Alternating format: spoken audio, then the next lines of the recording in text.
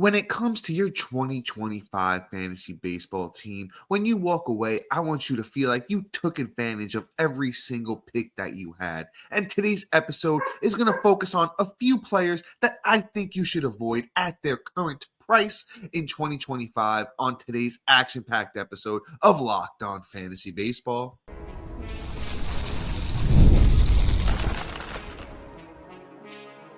You are Locked On Fantasy Baseball, your daily fantasy baseball podcast. Part of the Locked On Podcast Network, your team every day. Hello, fantasy baseball fanatics, and welcome to the Locked On Fantasy Baseball podcast, brought to you by the Locked On Podcast Network, your team every day. As always, we're your number one source for fantasy baseball knowledge, and thank you for making us your first listen each and every day. I'm your host, Dominick Martino, riding solo today, as you can see if you're watching on YouTube. And if you are watching on YouTube and you haven't already, hit that little bell below. It will subscribe you to the channel and give you a notification every time we drop a new episode. Or if you're listening on the audio side of things, on a platform like Apple or Spotify that allows 5-star ratings and reviews, we would truly appreciate it if you could do that for us as well. And lastly, but most importantly to you guys and us this time of year, join us on the Subtext platform. Do Subtext. It's an in-depth personalized experience. Do text messaging alerts that you're going to get right to your phone, offering so much more than we can in these 30-minute episodes. And this time of year through Subtext, you're going to get our 2025 rankings, sleepers, breakouts, and busts. And guys, just so much more on there, once again, than we can offer in this 30-minute episode. So if you are interested in joining us on Subtext, the link is in the bio, wherever you're listening or watching. And if not, it's available on any of our social media platforms. And today's episode is brought to you by Game Time. Download the Game Time app, create an account, and use the code LOCKEDONMLB for $20 off your first purchase. All right, folks, so let's get into it. I got a really good episode for you today. I know we did bust last week. This week, I wanted to do something in a similar vein, but not exactly the same thing, right? So on today's episode, we are going to focus on 10 players that I feel like are overpriced at their current ADP. And if you're not familiar for some reason, ADP means average draft position. So, where they're currently going in drafts that are going on at the moment. And the first name, let's just get into it. Before I do throw the first name up there, I do want to preface the difference between an overpriced player and somebody that's a straight out bust. Most players that are straight, we think are going to be bust are guys that we probably wouldn't draft, even if they fell 2-3 rounds in price. These guys are more names of, if they fell about 2-3 rounds in price, I'd probably take them. But I don't think they're going to be profitable at their current position. My buddy Matt, if you're, a listener to the podcast, Matt always says ROP, which is return on pick, and you want to make sure you have a strong return on pick. And at these prices, I don't think you're going to be able to do with these players in 2025. So let's start with the first name. Let's talk about CJ Abrams of the Washington Nationals. Now, CJ Abrams is still super young, 23 years old last season, going to be 24 here in 2025. Let's talk about the numbers. What did CJ Abrams do last year? He played 132 games, had 541 at-bats, 79 runs, 29 doubles, 6 triples, 20 homers, 65 RBIs, stole 31 bags. He did get caught stealing 12 times. He walked 40 times, struck out 128 times, and he had a .246 batting average. Now, we really thought, CJ Abrams had another level. Could take it there, coming off of the 47 steals and 18 homers in 2023.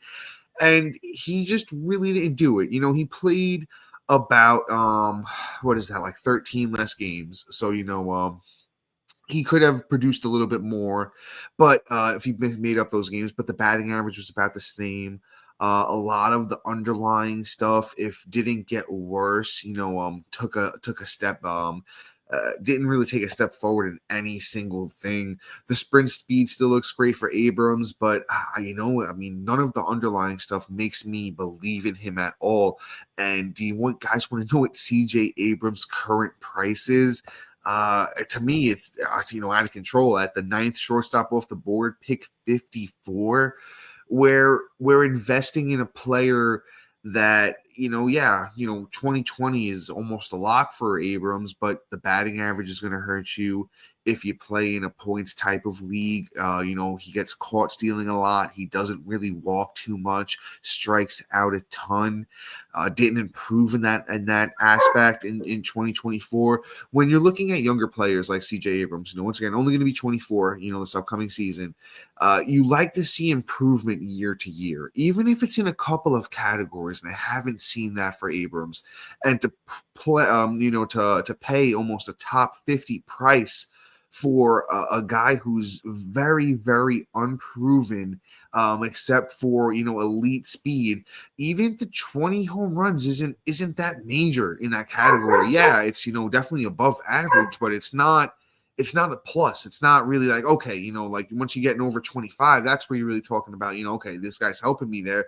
He's not really helping you for a guy who, who's super fast, only 79 runs, wasn't phenomenal. And let's look at it like this too, right? What happens if all of these young players, the Dylan Cruzes, the James Woods, the Luis Garcias, all take a step forward? Does CJ Abrams stay at top of that lineup? Is there a world where Dylan Cruz hits Garcia second, and then you got Wood again? Maybe not. Maybe it's a more of a lefty righty lefty thing again. But there's a world where this happens. There's a world where CJ Abrams, doesn't make it on this team. He's really going to have to pull his weight. Don't think it's worth paying almost a top 50 pick for a guy like Abrams. Let's move on, though. Let's move on to a catcher here. Really don't want to spend too much time because I feel like we've talked about him a little bit this offseason. But let's talk about Adley Rutschman of those Baltimore Orioles. And it's another situation where it's a really good lineup. And where does Adley wind up hitting permanently in this lineup in 2025, where Baltimore really wants to win, and they add a Tyler O'Neill. You got Colton Cowser year 2. You got Jordan Westburg year 2. You got Jackson Holiday, year 2. Let's see what he can do, right? Jackson Holiday could break out in a moment's notice, and they have to move him up. So is there a world where Adley hits 6th, 7th? I definitely think there is. Adley, super down year last season. Let's talk about the numbers, for Mr. Adley Rutschman. They were, like I said, really, really disappointing. He was being drafted almost at the same spot last year. So it's just hard for me to understand why we're not even getting a break on Adley, who's, pick 64 right now coming off the board, which is crazy. You are passing up so much to, so much talent at that to get a catcher who hit 19 home runs last year, hit 250 with 79 runs, with 79 RBIs and 68 runs across 148 games and 571 at-bats. I do actually want to mention just some of the names going, because Abrams and Adley aren't going crazy far apart. So I want to talk about some of the other bats you're passing up at that range to get guys like CJ Abrams and Adley Rutschman. You're passing up Marcell Ozuna, who's going a pick after Abrams. You're passing up Yamamoto and Michael King. You're passing up Teoscar Hernandez, who just re-signed, with those Los Angeles Dodgers. The mighty only get mightier over there. Now just a couple of names behind Adley, because those names did go before Adley. So right after Adley, you have Pablo Lopez, a monster starting pitcher. You have Devin Williams, who goes to New York Yankees, going to be one of the best closers in the game. Aaron Nola, another monster starting pitcher. I just don't get it. It doesn't make sense to me, passing up, some of these really big bats. You got Lawrence Butler, Luis Robert coming off the board after Adley. Are very, very rich for my blood. when you can just be maximizing either your rotation or solidifying your lineup. And we talked a little bit about this last week when we had Frank Stanfield on. If you guys didn't see that episode, I'll probably throw it in at the end here just so you can check it out. We had Frank Stanfield from CBS on. It was a pleasure having him on. It was a great episode. We talked about players we thought were going to bust in 2025, and we talked about a couple of catchers on that episode as well. So make sure you check that one out. It was a solid episode. But Adley, definitely out on Adley for this year. Let's talk about Chris Sale. Let's throw a starting pitcher in here before we we move on, right? Let's talk about Chris Sale coming off the board as the SP7 right now, pick 34. You're paying for what he did last year. Chris Sale has to be who he was last year to live up to this price. And the injury history just suggests that that's something that Chris Sale's probably not going to be able to do again. And once again, Chris Sale had almost a career year last year, age 35 right now. 29 starts last year, 177 innings, 225 strikeouts, 2.38 ERA, 1.01 whip. If Chris Sale goes out there and makes 29 starts again, I don't think he'll be this good. I think the numbers will be elevated, but it won't be the crazy far off from this. So if he stays healthy, it might be worth it. But I think it's the odds aren't good. Maybe it's like 40, 60 that he stays healthy. 40% he stays healthy, 60% he doesn't. And when I say stays healthy, that's even if he to me stays healthy, he's like 18 to 20 starts, 18 to 25 starts, not the 29 he gave us last year. So I'm out on Chris Sale at that price. It's very, very, very expensive when you can literally wait. Chris Sale's 34, pick 34 right now. Wait 10 picks, you get George Kirby. Wait another 10 picks, almost Yamamoto. Guys who I think can be just as good as Sale on an inning for inning basis. And you don't have to pay that price. It's pretty much a third round pick right now for Chris Sale. And I personally feel I like to go 3 bats early this year. I did it last year. Worked out for me. Won quite a few championships. I'm going to implore apply the same strategy again this year. I've done it in a couple mock drafts and it seems to be working out. But with that being said, I'll throw it out there. I got some great names like O'Neill Cruz, Seiya Suzuki, Bryce Miller, and more coming up next. So you're going to want to make sure you stay locked on for those and more. Folks, the World Series, the Super Bowl, the Olympics, the world's top athletes get to play in these top-level sporting events thanks to one thing, teamwork.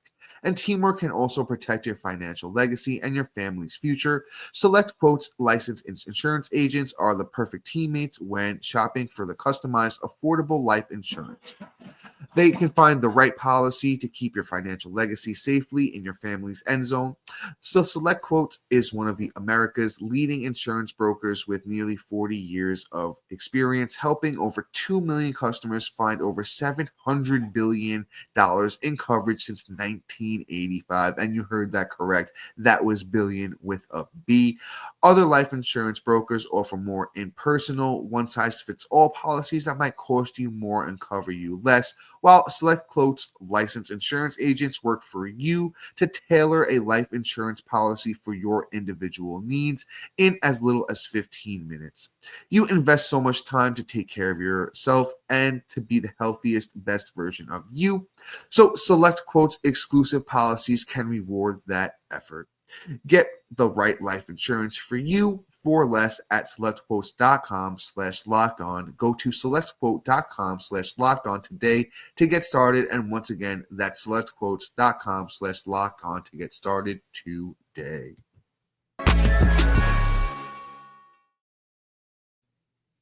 And then once again, folks, I want to talk to you guys about the Locked On Fantasy Baseball Podcast Diamond Club on the Subtext platform. It's going to be your ultimate fantasy baseball companion as this offseason continues to unfold. You're going to rely on Matt and I for dynamic content, and you're going to get those real-time alerts right to your phone, including our 2025 rankings, sleepers, breakouts, and busts. And guys, this time of year, our 2025 rankings, Matt and I are trying to shoot those guys out to you, at least updated versions once a week. I know, I'll tell you this, I put a lot of work into my rankings, and they're looking pretty good. They're looking pretty good at this time, and I'm updating mine on a daily basis. So when we get them out to you once a week, whether it's on a Monday or a Sunday, depending on Matt and I's schedule that week, they're honestly highly updated from the last time that you've looked at them. So I pride myself on that. So you're going to want to make sure you get those rankings that are updated as often as anybody in the industry through Subtext. Once again, if you want to subscribe, check out the link is going to be in the bio wherever you're listening, watching, and it's available on any of our social media platforms. So let's jump back in, guys. I want to get through these names for you because they are some good ones. Let's talk O'Neill Cruz, and this is a name that if you guys are avid listeners of the podcast, you might be shocked. You might be shocked that I have him on this list, right? Now, O'Neill Cruz is one of those names that I love, and I think he's going to have a very good season. But he's coming off the board. You're basically paying for him to have to be really good. Right now, O'Neill Cruz is coming off the board at pick 43. 43 for, a player who is, age 26. We haven't really seen a monster season from him yet. I know 2024 was his first, full healthy season. 146 games for O'Neill Cruz. Once again, plays for those Pittsburgh Pirates. 541 at-bats, 72 runs, 21 homers, 76 RBIs, 22 steals, and he hit 259. He did play better towards the end of the season. And the thing with O'Neill Cruz is he's a 30-30 candidate, but how good is this Pittsburgh team going to be around him? So even if O'Neill Cruz goes 30-30 and hits 275, what do the runs and the RBIs look like on this team? I don't know if they get much better than like 85, no matter where he hits in the lineup. I'm just going to pull it up, right? So right now, the lineup around O'Neill Cruz looks like this. Isaiah Kiner-Falefa leading off. Brian Reynolds hitting second. O'Neill Cruz hitting third. 38-year-old Andrew McCutchen hitting fourth. Joey Bart fifth. Spencer Horwitz sixth. Nick Gonzalez, Brian Hayes, and Joshua Palacios. I mean, no offense, Pittsburgh. You guys are looking real 2024 Chicago White Sox-ish coming into, the 2025 season. And I feel so bad for the young O'Neill Cruz. I hope he gets traded this offseason for his sake, because honestly, it's not fair to take a player who, is in his prime like this. It has the upside of being one of the best young stars in the game and have to hit in a lineup like that. That's really my only reason for avoiding O'Neill Cruz at his current price, because you're basically paying for him to have to be 30-30 with, great runs and RBIs and that solid batting average. I can't predict all of that growth in every single category from a guy we haven't seen it from in a long time since the minors. So that's just my thoughts on O'Neill Cruz. Going to keep it short and sweet with him, just because I hate to hate on O'Neill Cruz. Let's talk Adolis Garcia next. This is somebody I actually like to hate on. sorry, Adolis, if you listen, or many of your Rangers fans out there. The thing with Adolis Garcia, I feel like he's gotten consistently worse on a year-to-year basis. The numbers specifically last year are really bad. 2024, Adolis Garcia hit 224. He did hit 25 homers and have 85 RBIs, but he was down to 11 steals and 68 runs, and that was across 154 games. And you're paying the price of the 35th outfielder for him right now. You might say to me, well, Dom, it's not atrocious. It's not a horrid price on Adolis Garcia, but he once again has a lot of competition. Like some of the other guys we talked about today. In that lineup, and if everybody starts clicking in that Texas Rangers lineup, where does Adolis Garcia hit? If Langford is hitting really well, if Josh Young is hitting really well, if Berger and Carter are hitting really well. Where does Adolis Garcia wind up? I think he winds up in a spot that is towards the end of the lineup, and it doesn't really benefit him in the RBIs department like he did, does normally. So if that, his saving grace is the power and the RBIs. If the batting average is gone, if the steals are gone, and everything else just kind of starts to drop off that cliff for, Adolis Garcia, there's not much meat left on the bone at all, no less the 35th outfielder.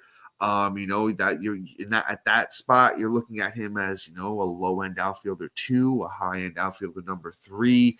And I just don't think it's beneficial. I'm gonna pull up my personal rankings and kind of let you know where I have him. Yeah, I personally have Adolis Garcia at outfielder number 51. So I'm actually really, really off of Adolis Garcia this year. I probably won't wind up with him on any of my fantasy teams at that price. And that's fair. That's fair. Had him in a couple of spots last year, believed in him, kind of let me down. So it is only fitting that, I probably won't have any shares of him coming up this year, like I said. So that's really that. Going to keep it short and sweet with Mr. Garcia there as well. And then, guys, to wrap up this episode, we're going to talk about another starting pitcher in Bryce Miller, who we talked about a little bit on this podcast. Ian Happ and Seiya Suzuki. And then if we have enough time, I have some really special ones for you. So make sure you stay locked on for those names and more.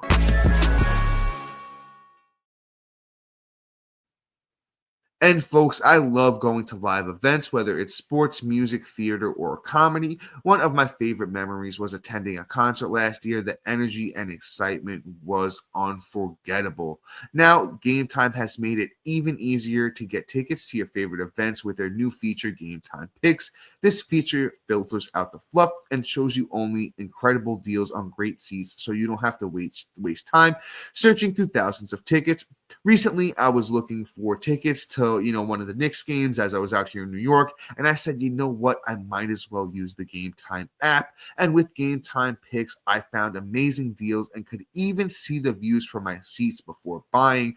The super deal was even particularly impressive, offering great seats at unbeatable prices. Plus, the app's all-in pricing shows the total up front with no surprise fees at checkout. Take the guesswork out of buying tickets with Game Time. Download the Game Time app, create an account, and use the code LOCKEDONMLB for $20 off your first purchase. Terms apply. Again, create an account and redeem the code LOCKEDONMLB for $20 off. Download the Game Time app today. What time is it? Game time.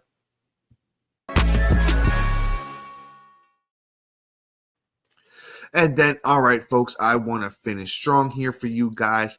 Next up, let's talk about Seiya Suzuki. Seiya Suzuki is another guy, he's actually been around for a few years now, and we just haven't seen him put it together for that, full season. It's been trying for him, whether it's been injuries, performance.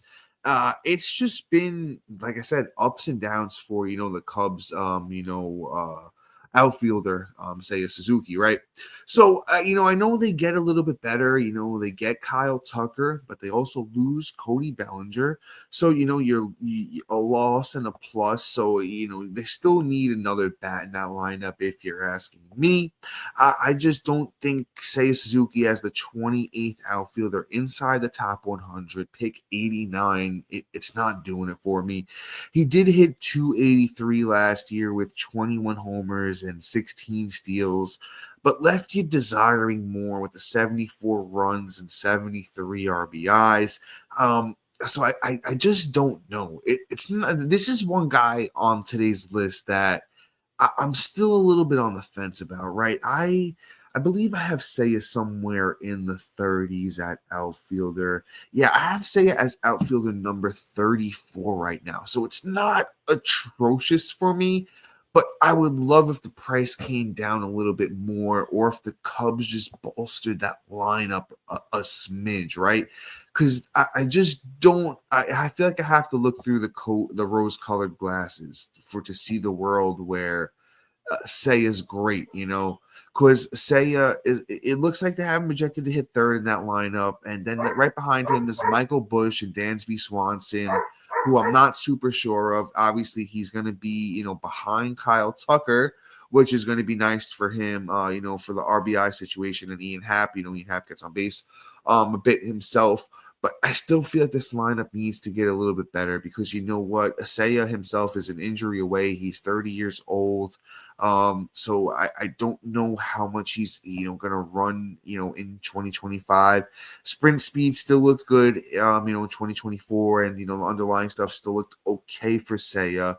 But even when you look at the underlying stuff for batting average, didn't love him, So I know he did hit 283 last year.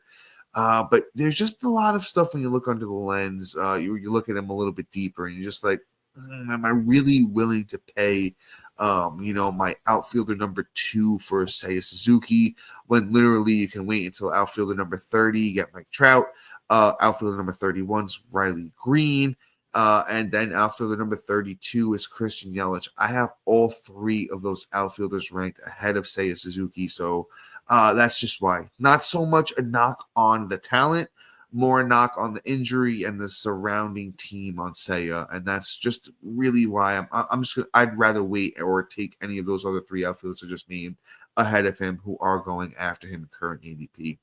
Let's talk about a pitcher. Let's talk Bryce Miller. Man, this is a fun one, because I feel like I'm the bottom guy in the industry on Bryce Miller this year. Honestly, when I saw Bryce Miller's early ADP and a lot of early rankings on Bryce Miller, I was kind of shocked. Bryce Miller, once again, pitches for those Seattle Mariners, is the 22nd starting pitcher, off the board, and coming off the board at pick 87. It's just been really, really high for Bryce Miller, in my opinion. I know he had a strong year, but another guy. Let's take a look a little bit deeper. Let's take a little bit deeper at Bryce Miller, and really, really break him down. He's a guy who gets hit really hard. Doesn't give up a lot of ground balls. A lot of the stuff's in the air. Doesn't have great extension for a guy who's 6'2", so he's not getting that ball as close to the plate as possible. For somebody who, fastball velocity is not horrible, 95. It's not a 95 that plays up. So, he's not getting as good of results. Four-seamer was actually really good for him last year. But hey, folks, just want to apologize real quick. My dog was kind of freaking out a little bit. I know you guys might have heard him barking in the background a little bit. Just wanted to apologize for that. Just had to take a second to get everything straightened out there. But back to the Bryce Miller talk, was just trying to break down, his fastball actually got great results last year.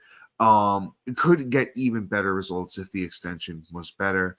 Got really great results actually on all of his pitches last year. All of them, that when I say all of them, that's all 1, 2, 3, 4, 5, 6.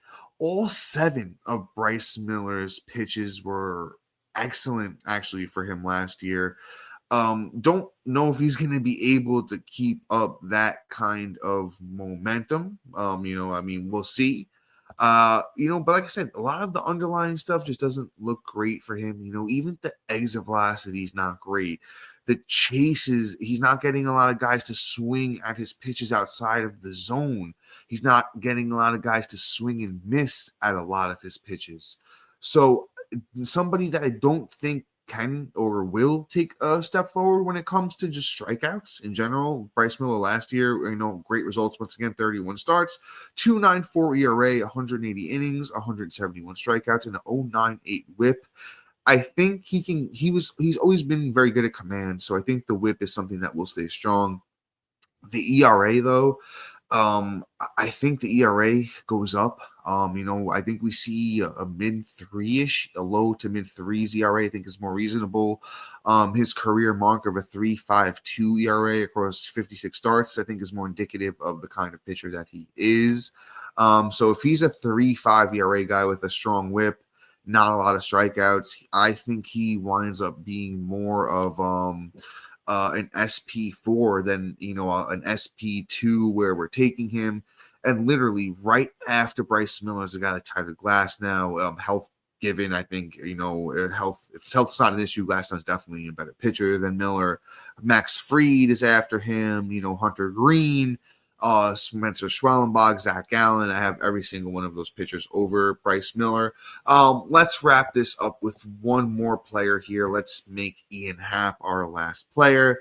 Actually, two Chicago Cubs, outfielders on this one. Not feeling so great about that because I do think the Cubs will be actually solid this year. But it's just the price. It's not that I don't think these players are going to be good. Ian Happ, the 33rd outfielder off the board. And once again, I like the Cubs. I like Ian Happ. Just don't like the price. Last year, Ian Happ hit 241. He had 89 runs and 85 RBIs with 25 homers and 13 steals. Just a profile that doesn't really hold up for me. The steals are okay. The batting average isn't great. The runs and RBIs have been good for Ian Happ over the last quite a few years, actually. But just again, if right ahead of Ian Happ is once again that trio of Trout, Green, and Yelich I like a lot more. After him, you have more of the upside outfielders like Jason Dominguez, Dylan Cruz, Pete Crow Armstrong is somebody Matt's really high on. And that's where I just start, I almost want to take those upside players over Ian Happ. I know the consistency with Happ is really good, but just somebody I'm not big on going into 2025. And guys, I'm going to call it there. So with that being said, thank you for making Locked On Fantasy Baseball your first listen each and every day. Shout out to our everydayers and new listeners. And after you make us your first listen, go check out our boy Sully over at Locked On MLB and make him your second listen each and every day. But guys, until next time, see ya.